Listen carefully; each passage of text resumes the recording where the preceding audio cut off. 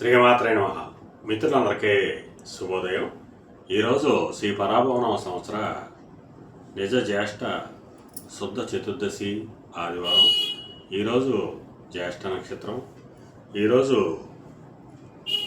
June 28, 2026 తేదీ ఆదివారం. ఈరోజు వజ్యం ఉదయం 6:40 వరకు ఉంది. దుర్ముహూర్తం సాయంత్రం 4:51 అయితే 5:40 వరకు కూడా దుర్ముహూర్తం ఇవ్వడం జరిగింది. ఈరోజు పంచాంగరీత్యా ఈ రకమైనటువంటి ఫలితాలు గోచరిస్తున్నాయి.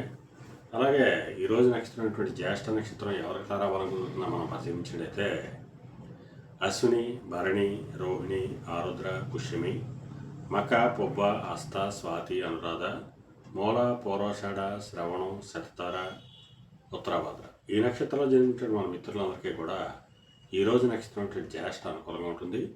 అందువల్ల ఇప్పుడు ఎప్పుడున్నటువంటి నక్షత్ర జాతకులందరికీ ఈరోజు శుభకరంగా ఉండే అవకాశం ఉంది. అలాగే ఈరోజు రాశిఫలాలను మనం పరిశీలించినట్లయితే మేషరాశిలో జన్మించిన వాళ్ళకి అనారోగ్య సూచన, ధన వ్యయం, కార్యరంగాలు ఏర్పడతాయి. వృషభ రాశిలో జన్మించిన వాళ్ళకి కళత్రపరకు ధనలాభం కలుగుతుంది.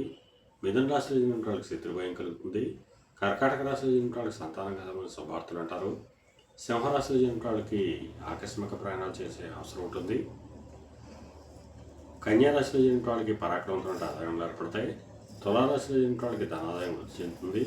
వృశ్చిక రాశిలో జన్మించిన వాళ్ళకి ఆరోగ్యం చేకూరుతుంది. ధనురాశిలో జన్మించిన వాళ్ళకి అనారోగ్య సూచన, ధనవ్యయం, కార్యటంకాలు ఏర్పడతాయి. మకర రాశిలో జన్మించిన వాళ్ళకి చేసేటువంటి వ్యాపారాలు లాభసాటిగా సాగుతాయి. కుంభరాశిలో జన్మించిన వాళ్ళకి ఉద్యోగ అవకాశాలు పెరుగుతాయి. మేన రాశిలో జన్మించిన వాళ్ళకి పితృరాజధానికి సంబంధించి శుభవార్తలు అంటారు. ఈరోజు ద్వాదశ రాశి యొక్క ఫలితాలు ఈ రకంగా తెలియజేయడం జరిగింది. అలాగే ఈరోజు ఆదివారం, రవి బలం, బుధ బలం ప్రబలంగా ఉంది. అందువలన రాజకీయ నాయకులు కానీ, సమాజంలో ఉన్నత వర్గాల్లో ఉన్న వాళ్ళకి కానీ, వ్యాపార రంగంలో ఉన్న వాళ్ళకి కానీ, పండితులు కానీ ఈరోజు మిక్కిలి శుభదాయకంగా లాభదాయకంగా ఉండే అవకాశం ఉంది.